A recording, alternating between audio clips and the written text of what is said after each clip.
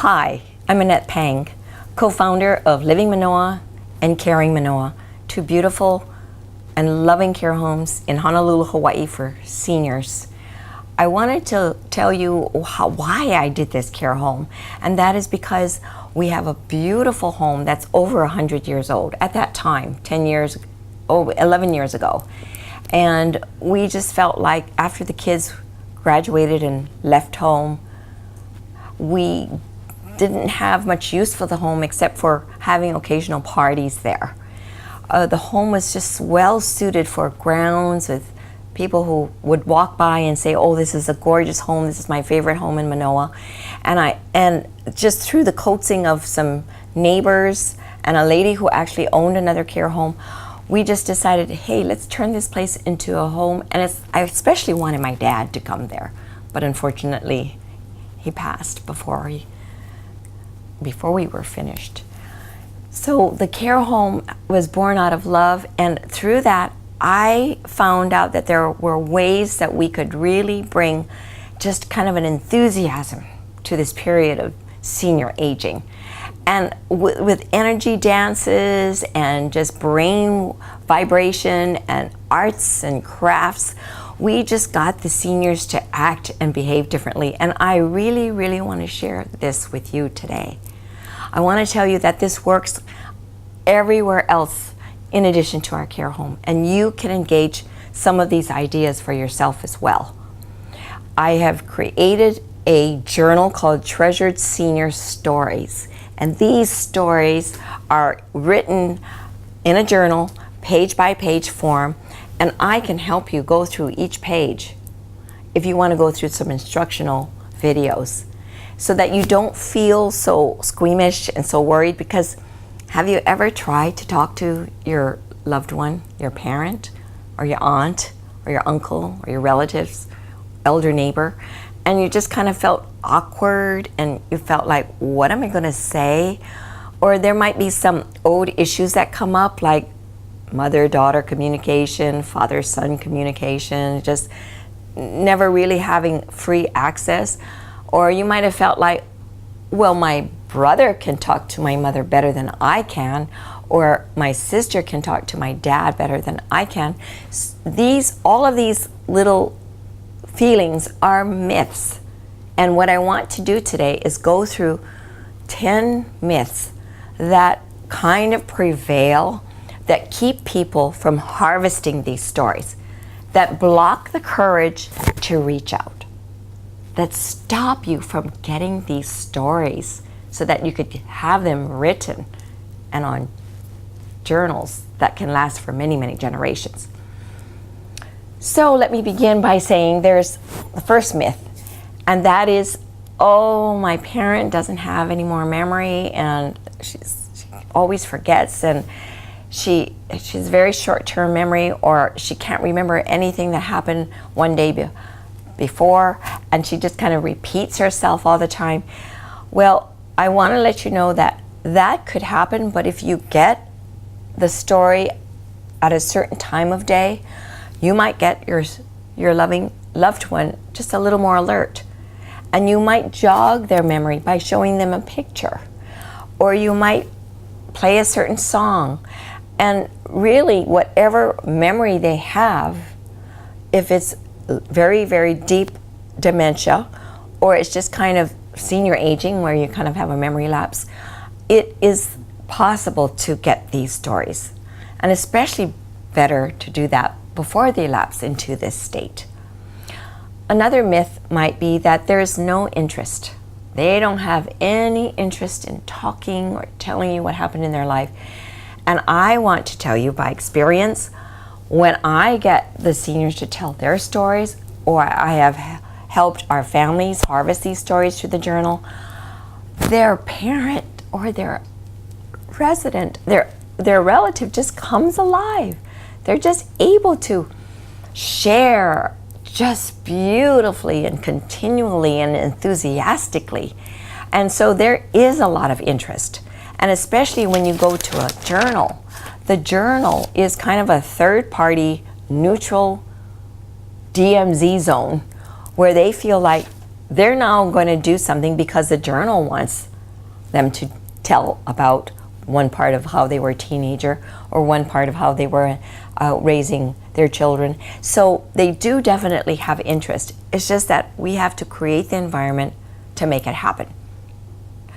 Another myth is that they might be just sort of mad at you, mad at the world, just kind of unhappy and grouchy because they don't like their body anymore, or they just feel like they're locked into a space that they don't enjoy.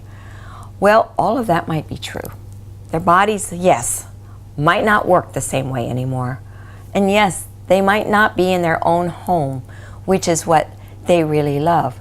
And now they're in a new home with other residents. So there could be some emotion. And so how do you kind of mitigate against that?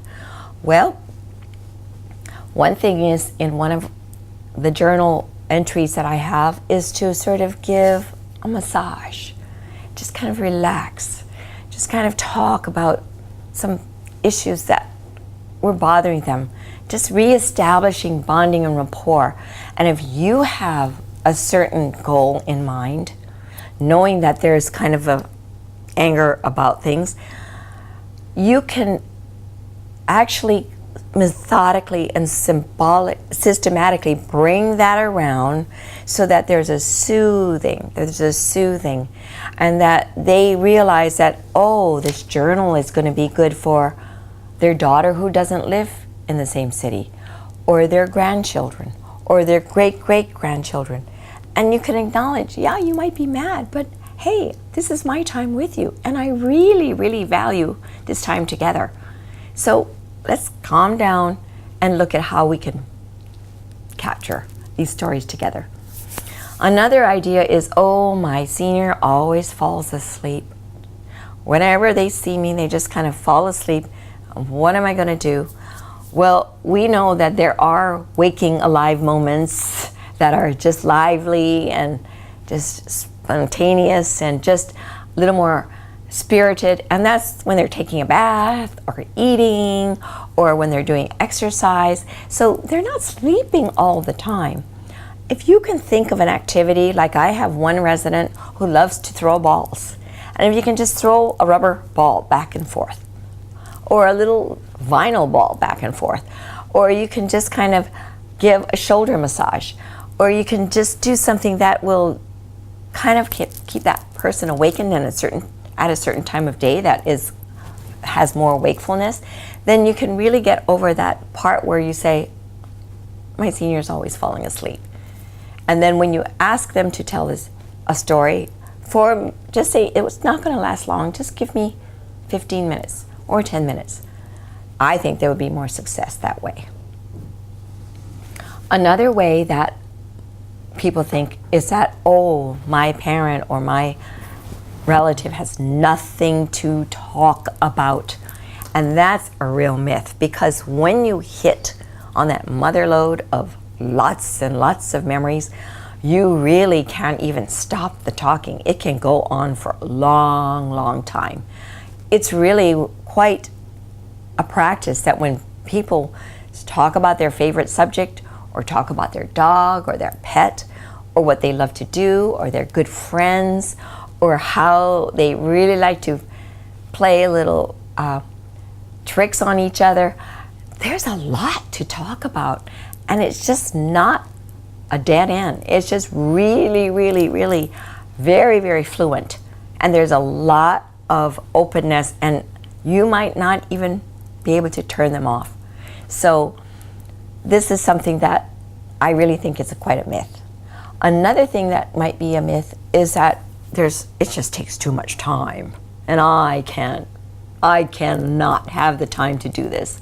And where am I going to fit the time in? I'm already doing this. I already do this. I take my kids to there. I'm doing this. I'm busy. Well, yes, you do have a busy life, and that's why you perhaps entrusted your senior to a care home to do everything that will handle in the daily life and transferring and daily activities. But if you set a certain time and you work with a journal that might be 10 pages or 20 pages long, and you have 52 weeks in a year, you might organize it where you say, all right, let's work on one page once a month, or one page every 2 weeks, or one page on the holidays when I come to visit. And you don't have to set yourself up to be so elaborate, like they have to talk forever and lots of paragraphs.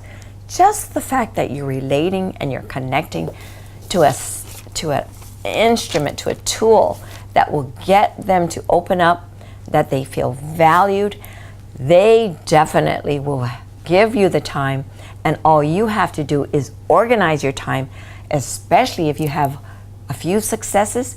You're just going to look forward to those times that you spend with your seniors. I really feel that that will happen. And then it's just going to generate lots of enthusiasm. Another myth might be, oh, every time I go, they're only wanting to ask me if there's ice cream. Or they just want a cookie. And they just look to me like escape. I only want food, and I only want that nummy that I know that my daughter or my son will usually bring for me. Well, that is probably true, but you could say, hey, listen, why don't we have that treat after we do a couple pages of this? And just sort of treat it like reward behavior. And if they do this, then this occurs. And then they know that it could be kind of like a game, and that they can have fun with it, and you can have fun with it, and that might bring out something brand new that you never ever had before. Another myth is that, oh, I just don't have intimacy with my mom and dad because I was kind of like, I was kind of the person that moved out quickly, or I didn't relate and we never got along, or my brother and sister were favorites, or they never forgave me for doing something. Well, that kind of intimacy, definitely, I hope you can heal now before they get on to another stage, and there's no chance. The healing is not for them, but for you.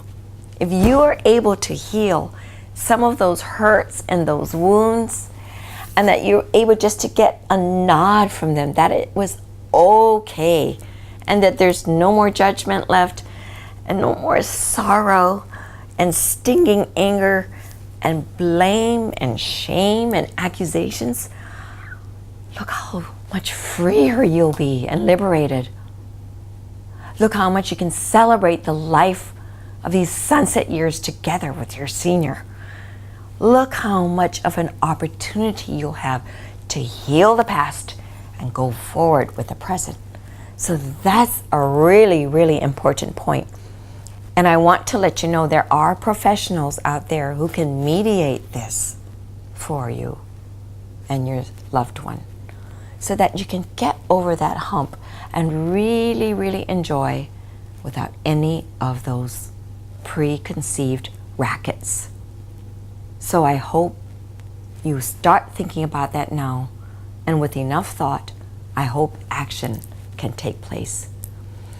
The last myth I want to talk about is that the senior may say, I don't matter to anyone anymore. Oh, look at when they visit me, they're just bringing me diapers. They're just bringing me food. They're just bringing me something I need. They're just bringing me my meds. They're just bringing me necessities. Drop by, say hello, do you have enough food, and say bye-bye.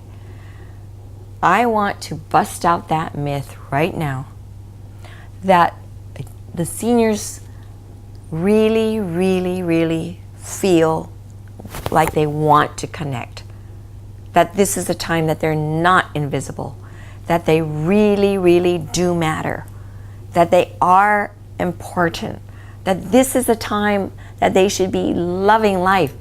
This is a time that you ask everybody, what are you going to be when you grow up? Well, here they are. They're all grown up. And do they have to look forward to this stage where their bodies change, their mind's gone, their hearing's gone, their eyesight's gone? What is this what they have grown up to look forward to? No. With very little physical resources at the same level as what they were before, maybe they can't drive anymore. This is the time to say, you really matter to me. You're not invisible. You are not the forgotten, lost generation. You are at the top of the gravy train. Let's go with joy. Let's celebrate together. And this will help them go out with joy and with love that money can't buy. So, today, I ask you to consider all of these things. To breathe and to build your courage. To remember that I never had this chance to really go deep with my own parents. And I feel remiss about that. I feel like, oh, darn. And I don't want anyone else to feel that way. So, enjoy, have fun. Let me know how you're doing with your journal pages. And just remember, seniors rock. Thank you.